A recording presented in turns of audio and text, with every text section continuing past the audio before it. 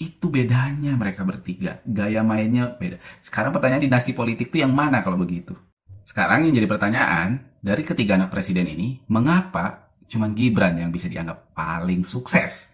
Megawati itu terlalu kuat. Dia ada Ya, dalam sejarah itu. Mega nggak pernah punya dinasti tuh. Yang dia lakukan adalah anaknya didik di partai politik dari awal tuh. Bung Karno mendidik Megawati tuh, Megawati mendidik Puan dan seterusnya. Jadi ini bukan dinasti, ini adalah pendidikan di dalam keluarga. Dibandingkan misalnya dengan Jokowi, tiba-tiba ada dinasti di situ. Lain kalau Jokowi dari awal mendidik putra-putranya itu untuk jadi politisi, nah boleh kita sebut sebagai oke, itu adalah kedinastian dalam politik. Kan itu intinya kan. Jokowi kan bukan keluarga politisi, tiba-tiba menjadi politik tapi tidak punya kurikulum, maka mulai cawe-cawe menitipkan anaknya di sini mengatur undang-undang, regulasi segala macam kan, konstitusi bahkan dipermainkan.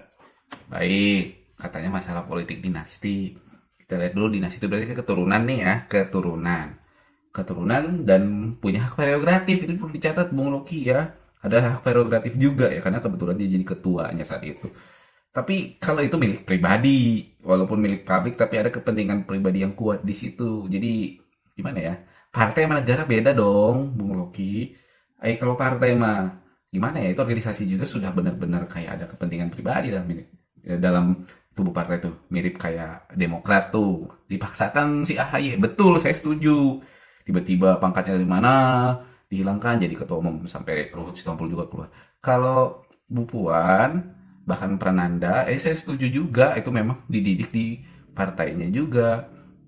Benar, saya setuju. Tapi kan di partai PDIP dan kalau dia jadi ketua ataupun nanti punya jabatan penting di partai PDIP karena mamanya ketua PDI Perjuangan ya wajar jadi disebut politik dinasti karena orang-orang itu lagi. Tuh ya. Dan seandainya terpilih berarti ada campur tangan dari ketua itu secara prerogatif. Siapa sih yang bisa melawan ketua kan gitu. Nah, kembali kalau masalah Jokowi, memang benar dia nggak punya partai. Seorang Gibran juga dari mana namanya partai PDIP dari wali kota dulu tuh, tiba-tiba jadi wakil presiden. Pertanyaannya begini, dulu AHY mau digituin juga kan, tapi nggak laku. Puan Maharani kalah sama Ganjar, Ganjar kalah sama suara Prabowo Gibran, kan? Berarti pertanyaannya, kalau memang demikian, ketika Gibran bisa menang, apakah karena campur tangan Jokowi memaksa rakyat? Ya enggak lah. Dan rakyat tahu sepak terjang Jokowi, makanya rakyat percaya sama anaknya. Bukan karena dinasti. Oh, masih dipilih rakyat, bukan prerogatif Jokowi. Masalah konstitusi kan udah jelas kasusnya juga gimana. Hakim itu mau kamu bilang itu bodoh. Terus sekalipun ada suaranya yang udah dibanding juga katanya salah atau tidak segala macem lah intinya. Ya, tapi kan sudah sah, udah jalan gitu loh. Jadi jangan membuat seolah-olah itu seluruh semuanya salah Jokowi, Bang Rocky ya. Nah itu perlu dipahami lagi. Jadi bukan politik dinasti kalau Jokowi, dan rakyat yang memilih.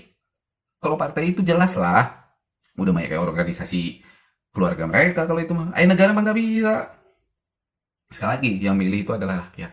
Karena kepercayaan siapa? Sudah ada, udah ada branding dari Joko Widodo. Makanya kalau kata Bang Paco, deketin Jokowi, jangan musuhi karena dia orang baik. Sekarang yang jadi pertanyaan, dari ketiga anak presiden ini, mengapa cuman Gibran yang bisa dianggap paling sukses? Yuk kita lihat dulu dari orang tuanya dulu. Kesamaan ketiga tokoh ini ya, Megawati, Susilo Bambang Yudhoyono, dan Jokowi, mereka tuh berdarah-darah tuh untuk karir politiknya. Artinya seperti Megawati waktu zaman Soeharto, terus SBY, walaupun dia nanti berkhianat dari Megawati, tapi kan dia merangkak nih dari bawah, akhirnya jadi presiden selama 2 periode. Termasuk juga Joko Widodo, mulai dari wali kota, gubernur Jakarta, dan jadi presiden 2 periode. Oke, dari sini kita lihat berdarah-darah nih ya. Itu kesamaan mereka bertiga nih, para pemimpin itu. Nah, anak-anaknya, masalahnya ini anak-anaknya. Apakah Puan Maharani berdarah-darah dalam karir politiknya?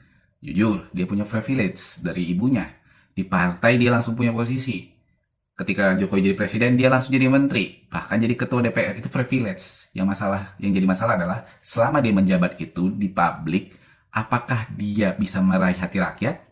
Apakah dia punya prestasi? Jawabannya gampang. Lihat aja, yang laku jadi calon presiden dari PDIP adalah Ganjar, bukan dia. Berarti kan gagal dong, gagal di sini berarti, nggak bener. Walaupun sudah ada endorsement dari ibunya sendiri yang mantan presiden. Masuk ke Agus Harimurti Yudhoyono yang sebelumnya pangkatnya sudah luar biasa, sudah bagus, di-endorse oleh ayahnya yaitu Susilo Bambang Yudhoyono. Nah, kita lihat apakah dia punya jabatan publik sebelumnya? Belum. Waktu dia jadi ketua umum partai itu pun ada sengketanya. Jadi masalah ya, artinya dari secara karir politik kayak dipaksakan sekali. Tidak smooth kayak PDIP, seperti kata Rocky Gerung tadi. Ini benar-benar dipaksakan sampai beberapa anggota Demokrat pun nanti menyingkir jadinya. Nggak ada mau yang gabung sama Demokrat lagi. Dan lihat Demokrat sekarang ya seperti partai gurem lah bisa dibilang. Nah itu ya dari segi AHY. Nah Gibran, apakah dia langsung menjadi partai? Milik partai dalam artian dia jadi orang yang dispesialisasikan?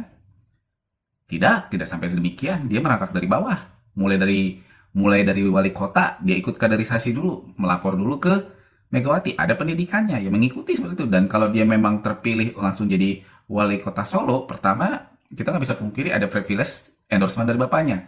Dan jangan lupa endorsement dari bapaknya pun itu di publik, bukan di partai. Ya, hasilnya itu bukan untuk di partai, tapi di publik. Contohnya apa? Lihat di wali kota, sukses nggak?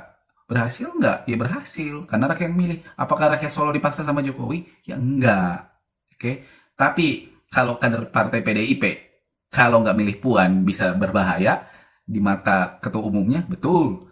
Kalau kader Demokrat tidak memilih AHY, tidak mendukung AHY, bisakah berbahaya? Bisa jadi mendapat ancaman dari SBY? Bisa jadi.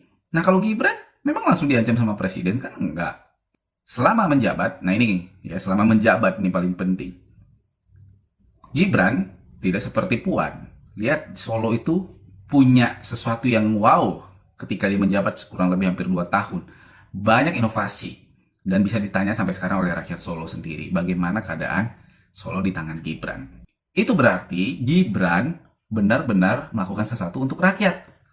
Dalam artian begini ya, langsung terasa oleh rakyat. Ibu Puan selama jadi menteri, ketua DPR, terasa nggak sama rakyat? Ya rakyat bingung kan, karena siapa Puan itu? Masih lebih terkenal mamanya daripada Ibu Puan gitu loh. Nah, kalau Gibran kerasa cara mainnya kayak Pak Jokowi, benar-benar belusukan. Benar-benar juga langsung ke rakyat. Dan yang paling penting rakyat dan yang paling penting rakyat merasakan ketulusannya. Pertama, mereka dapat endorsement dari orang tua masing-masing pastinya. Kedua, ketika mereka punya posisi, mereka sudah melakukan apa untuk rakyat. Dan itu terasa nggak sama rakyat. Dari ketiga tokoh ini, Gibran, AHY, sama Puan, yang paling terasa ya Gibran. Nah, itu nggak bisa dipungkiri. Itu nggak dibuat-buat. Memang dia gayanya seperti itu. Oke. Dan yang paling penting, yang ketiga. Dari ketiga orang tua mereka ya, Megawati, SBY, sama Joko Widodo. Lihat Megawati, apa sih prestasi dia? Mohon maaf, memang waktu pemilu pasca reformasi, pemenangnya secara legislatif adalah Partai PDIP. Tapi kan di sidang MPR pemilihan presiden mereka kalah. Poros tengah oleh Gus Dur. Dan ketika Megawati jadi presiden, itu kan caranya tidak cantik ya. Ada semacam kudeta nih kata Gus Dur. Megawati dan Amin Rais itu kan mengkudeta Gus Dur. Dan ketika dia menjadi presiden, apa sih prestasi dia selain Indosat yang sudah dijual saat itu? Dan itu ada seperti karma juga, nanti dia ditikam sama SBY dan dia nanti kalah kan berapa kali pemilihan, 2004 dan 2009. Kembali, itu prestasi Ibu Megawati. Bagaimana dengan SBY? Selama 2 periode, beliau terkenal sebagai presiden yang bisa dibilang paling tidak berani mengambil resiko. Kalau mau dibilang pengecut, kasar sekali. Tapi demikianlah, kebanyakannya prihatin. Prihatin. Dia diancam, ngomong. Terus, ya banyak playing victimnya lah bisa dibilang juga. Banyak perencanaan yang bagus, banyak banget perencanaan yang bagus. Tapi satu pun kayaknya nggak ada yang maksimal dieksekusi. Bahkan tidak dieksekusi. Ada yang dieksekusi, lebih parahnya lagi adalah apa? Tidak jadi-jadi. Misalnya adalah Wisma Hambalang, Candi Hambalang, malah jadi kasus mega korupsi. Yang konon katanya melibatkan putra bungsunya, Edi Baskoro, yang ternyata bisa diselamatkan. Tanda petik ya, dia tidak masuk, yang masuk Bui kan nanti Anas Sumarnigum dan kawan-kawan. Nah, kita nggak tahu Edi Baskoro terlibat apa nggak, padahal dia punya posisi juga untuk mengambil putusan saat itu. Nah, prestasi ayahnya kok ada. Beda sama Gibran, prestasi Joko Widodo, lihat dong survei terakhir itu 70 bahkan 80% rakyat Indonesia puas dengan kinerja Pak Joko Widodo. Itu endorsement paling yahut. Ditambah gaya belusukannya Joko Widodo yang menyentuh hati rakyat itu benar-benar terasa. Itu juga diaplikasikan dengan baik oleh Gibran, tapi tentunya dengan teknik tambahannya itu ada semacam gaya teknologi. Ada semacam teknologi baru lah dipakai sama si Gibran. Sehingga lebih efektif. Tapi untuk masuk ke rakyatnya sama. Itu bedanya mereka bertiga. Gaya mainnya beda. Sekarang pertanyaan dinasti politik itu yang mana kalau begitu? Gibran bukan di bagian dari dinasti politik. Karena dia dipilih rakyat. Ya kalau memang rakyat nggak suka, ya nggak usah dipilih. Kan benar. Tapi buktinya menang. Akhirnya 2019 dikasih sama Prabowo. Nggak mau Prabowo juga untuk jadi wakilin dia. Makanya milihnya nanti Sandiaga Uno pada saat itu. Kan nggak mau Prabowo-nya. Makanya Sandiaga Uno yang diambil. Puan kalah sama Ganjar. Gibran, tolonglah. Yang narik pertama itu Gerindra dan kawan-kawan.